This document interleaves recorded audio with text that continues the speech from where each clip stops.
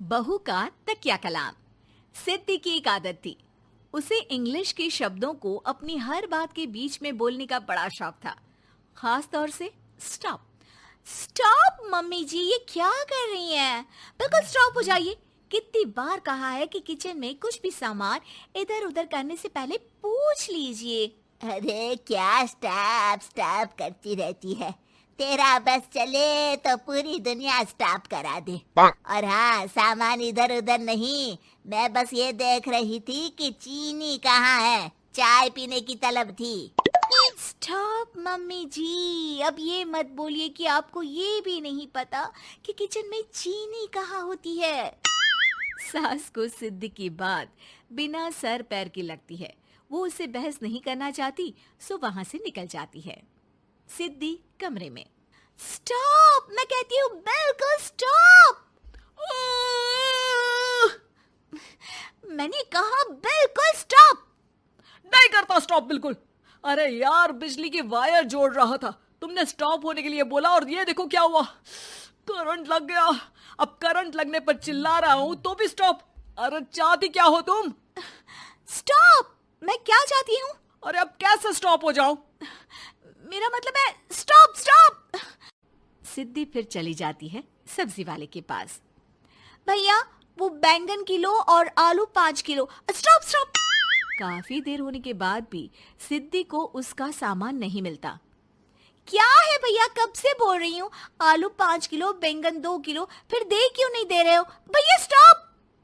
बहन जी, मैं तो 2 मिनट में तोल दूं, लेकिन आप ही तो बोल रही हैं स्टॉप।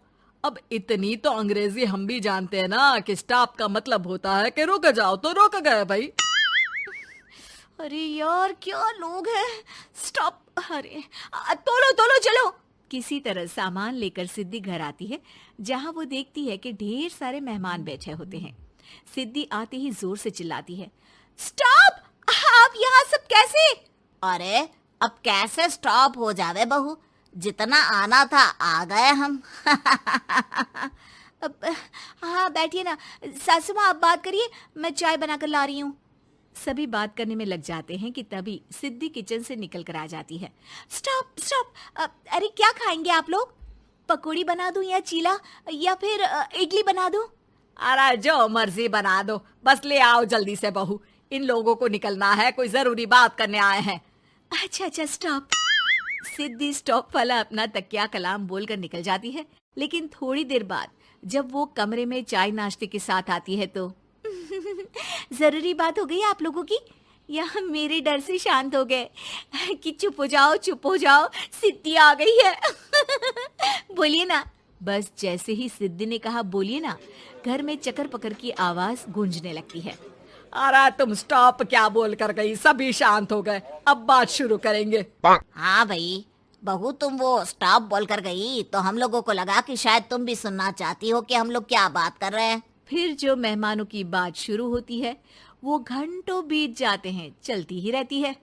अरे तेरे स्टॉप के चक्कर में दोपहर हो गई, अब जाकर सबके लिए जा खाना बना कर लिया। तभी स्टॉप नहीं बोला होता तो अब तक बात खत्म हो चुकी होती। बेचारी सिद्धि करती भी क्या, खुद के स्टॉप बोलने की आदत से खुद ही परेशानी मोल लेती है। आप लोग खाना खाकर जाइए, हाँ मैं जा रही हूँ बनाने। मम्मी जी, लेकिन स्टॉप, मैं ना खाना बना कर लाती हूँ। सिद्धि सबको खाना खिलाकर विदा करती है। पूरी तरह से थक चुकी सिद्धि शाम को पार्क में वॉक करने जाती है। स्टॉप यार, आज तो मैंने बहुत खा लिया, पेट लग रहा है कि फट ही जाएगा। सहेली एक जगह खड़ी होकर सिद्धि की बातें सुनती है। सिद्धि उसे दिन भर की सारी बातें कहती हैं। स्टॉप यार स्टॉप, चल मैं घर जा रही हूँ। सोचा था थोड़ा वॉक कर लूंगी, पेट हल्का हो जाएगा। सारा दिन काम कर करके थक भी गई थी, लेकिन यार तेरे कारण बस खड़ी ही रह गई। वैसे तो पार्क करने क्या आई थी? और यार बड़ी अजीब लड़की है, मैंने कितनी बार बोला कि मैं वॉक पर आई थी, लेकिन तू स्टॉप स्टॉप बोलकर रोक लेती थी मुझे। यार प्लीज अब तू जा, मैं वॉक करके ही घर जाऊंगी। ओ यार, वो स्टॉप तो मेरा तकिया कलाम है। घर के सभी लोग सिद्धि के स्टॉप से परेशान थे। वे कभी उसके बोलने पर स्टॉप हो जाते तो मुसीबत आ जाती, कभी नहीं होते तो भी मुसीबत आ जाती। अरे मैं तो इस बहू के तकिया कलाम से परेशान हो गई हूँ। अरे कोई तो उसकी ये आदत हटाए। देखो माँ, ये जो आदत होती है ना, जब तक खुद की जान पर न बन जाए आदत छूटती नहीं। अरे उसकी जान पर बनाए उससे हमें क्या, हम लोगों के लिए तो ये परेशानी का कारण बनती ही जा रही है। उधर सिद्धि खुद सोचती है, अरे यार, पहले बाजार से देर, फिर दिन का सारा खाना, और फिर पार्क में मैं टहल भी नहीं पाई। क्या करूं? इस तकिया कलाम के कारण मैं खुद ही परेशानी झेल लेती हूँ। एक काम करती हूँ, आज से सोच समझकर बोला करूंगी। बहू स्कूटी उठाती है और निकल जाती है, लेकिन जैसे ही वो बीच चौक पर पहुंचती है, स्कूटी फिसल जाती है और वो नीचे गिर जाती है। हाय रे, कोई तो बचाओ, किसने टक्कर मार दी मुझे? कितना दर्द हो रहा है, कोई तो डॉक्टर के पास लेकर चलो। स्टॉप। बस जैसे ही बहू स्टॉप बोलती है, सारे वहीं रुक जाते हैं।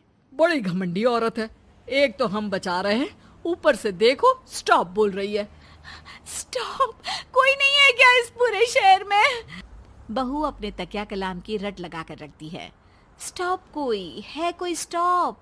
लोग उसकी मदद के लिए आगे तो आते हैं, लेकिन जैसे ही उसका तकिया कलाम सुनते हैं, वहां से निकल जाते हैं। तभी कहीं से उसका पति लौट रहा था। वो बीवी को रास्ते में पड़ा देख हैरान रह जाता है। अरे तुम यहाँ, कितनी चोट लगी है तुम्हें? पति आसपास खड़े लोगों पर गुस्सा हो जाता है। आप लोगों को दिखाई नहीं दे रहा कि मेरी बीवी को चोट लगी है? कोई भी नहीं है जो उसे उठाकर बिठा सके? अरे भाई साहब, कोई क्या मदद करे इस महिला की? और इतनी घमंडी है, जब भी इन्हें उठाने की कोशिश करो स्टॉप स्टॉप बोल देती है। स्टॉप! ये क्या बोल रहे हैं आप लोग? मैं पिछले आधे घंटे से दर्द सह रही हूँ। स्टॉप! पति समझ जाता है कि मामला क्या है। वो सर पर हाथ रख लेता है, लेकिन जल्दी ही बीवी को डॉक्टर के पास ले जाता है। ओह, इन्हें तो बहुत ज्यादा चोट लगी है। आप लोगों ने इन्हें लाने में कुछ ज्यादा ही देर कर दी है। रुकिए, मैं चेक करता हूँ। डॉक्टर जैसे ही बहू के पास पहुँचता है। हाँ तो मैम, कहाँ चोट लगी है आपको? यहाँ? स्टॉप! डॉक्टर देखते देखते अचानक रुक जाता है। अब भी स्टॉप? अरे नहीं नहीं डॉक्टर साहब, अब तो सपने में भी स्टॉप नहीं बोलूंगी।